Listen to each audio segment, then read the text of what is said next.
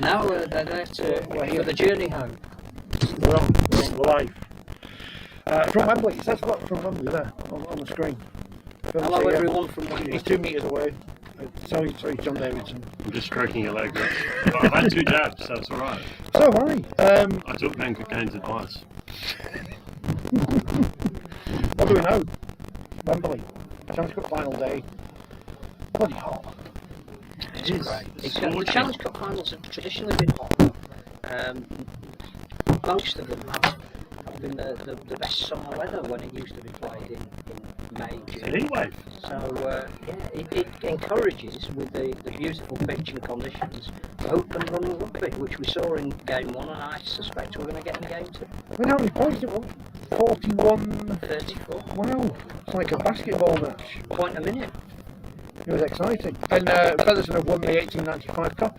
And as I joked on Twitter, they can do a open top bus tour around the town, which will take 5 minutes, but it's just one street. People got upset about that. No, only fair to win. Only fair to win, because we're trying to work out what relation I am to their number 5, but I can't work it out. Some kind of weird prison thing. So don't say weird cousin about weird cousins.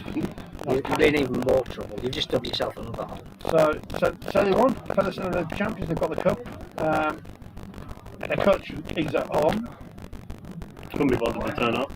Craig Hall only came down this morning to play because he'd been isolating. Could I just say hats off to both teams, because clearly they've gone through some immense difficulties to even get a side out. So to produce the spectacle that they did, to give us the entertainment value that they deserve absolutely enormous, huge credit. The other thing as well, I think, is that this now finally establishes the 1895 as an excellent idea that the game has to follow upon and pursue. The first one we saw meant everything to Sheffield, but it took place in an empty stadium because it was after the Challenge Cup final. This one, forget how many were in, it doesn't matter. The atmosphere was great, the Featherstone fans made it great, there were sufficient York fans here to give that rivalry. It's been a wonderful occasion, and we really can sell this. And you can only win this trophy now if you've got some connection to Mark Aston. So that's it. It's tied up between Sheffield and Featherstone. Can we petition it to be renamed to Mark Campbell? Mark Campbell as he owns both clubs. He's been into the dressing room to commiserate with the losers whilst sharing in the celebrations of the winners. He was very impressed with that try that York were awarded, and the word is awarded, and he wasn't impressed with it. No? That was... have you got the video referee today? Yes. No. Yes, if you go to. But no, I just think nothing but credit. We were driving down from deepest Yorkshire early this morning, not even knowing whether the game was on. So to have a spectacle that we did, just immense admiration for both clubs, and particularly to Featherstone for winning it. So they are the champions, and now we've got the main event of the evening. St Helens versus Castleford, Betfred Challenge Cup final. Saints having not won it for 30 years, whatever it is. Cass 86, came here in 2014, kicked to death by Sir Kevin Sinfield, as Boris Johnson still thinks he's cold. I don't think did anyone know it was a Rugby League World Cup, I guess. I don't know. But, Nasty brushed his hair anyway when he had visitors. Could be Prime Minister one day with this hair. Who's going to win, John? I think St Helens have the superior squad, the superior talent. They're not in the greatest form. They play boring rugby, that's what Kev, our viewer, told you. Yes. Wolf out, he said. Wolf out. Yes, wolf out. Is it style, starting style be boring grind maybe, but what wins big games? I think Casper have got a fantastic chance. The last throws is into the Darrell Powell era, which has been, I don't know why people were calling for the sack last year, weren't they? People have been calling for them to be sacked in the last couple of weeks in the League Express letters page. Well, that is a bastion of brilliant Free insight, isn't speech it? and insight, yeah. Like time will come back to 1965. But no, I think St Helens are my tip, but I'm pretty sure I tipped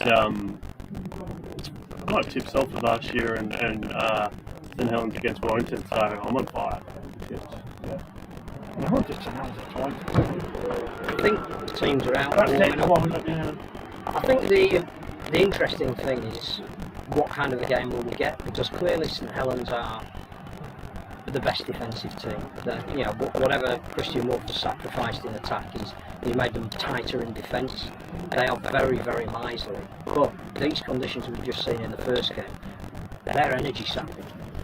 I think we are going to get a high scoring game, and I think that might play into Castleford's hands a bit. You think back to the semi-final and moving the ball around and just surprising Warrington with, you know, playing whenever they could and hitting just off the rocks, not playing down the middle. It's almost as if the culmination of Darryl Powell's 8 years rests in this 80 minutes. Now, and I know that they won the League Shield, we should make more of that. It's a really prestigious thing, but he will be judged on trophies. Been to 2 major finals with them, been on the wrong side of the ledger. Nothing else to play for this season, because with the greatest respect to Cast, they are not going to get to Old Trafford. They may as well throw everything in, and I think that just makes them dangerous. It's great to see 2 teams at full strength. There was a concern, would we get this on at one stage? We were just hoping there were no negative tests at the last minute. So I think we'll have a spectacle. I think we've got a pitch and weather conditions that will see out open, entertaining rugby. Can't wait. Forwards on the bench. I was going to say, it's interesting. Cats have gone a lot of power. I mean, essentially they've gone with 4 middles in the starting side with Sammy Lafayette in the second row, and obviously Nathan Massey at lock. And Watts, Milner, Foster and Smith. So, you know, if there's an injury in the back line, Foster can play centre. Yeah, so he has done before. They've not gone with a Richardson or a Clare or No. you know. Whereas Saints have gone with the Wellsbury to cover every eventuality. So, And he has the ability to literally play anywhere through 1 through 7. You could even put him at 13, couldn't you? So the other thing that's interesting, I think, a factor that is unknown as we sit here, half an hour before, 20 minutes before the start. Neither of these teams have played in front of 45,000 fans for an awfully long time. That's a pressure. I don't know how they'll cope with that. And one team may well freeze, the other team may well relish it. But I just think we're going to get a really entertaining spectacle that the sport desperately needs. And I have no idea. do you think the week off helps Castleford? You know, they've been sitting in their sun lounges. They didn't play the week before against the Marquis Salford. That's off the good now. They beat Wakefield yesterday, so they're good. They beat Wakefield under 15s. Under 7s. It's a fine balance, isn't it, between playing enough to be match honed and Yes. not playing enough to be not match honed. And when it's this warm and this hot, you know that little bit extra. I don't think either team has played a lot in the last. Well, so I was going to say, so how many games has St Helens had postponed, or they've only played I think once this month, haven't they? Once or twice. One in the So last either way, I don't think it'll be an issue because it'll affect them both the same. I thought it was a little bit surprising Will Todd didn't make the bench, because I think he's looked really good when he's come on. Obviously covering 9 and he's a halfback. I would say James Roby, you know, is he still able to play 80 minutes at the peak of James Roby, which is a very high level. We'll find out.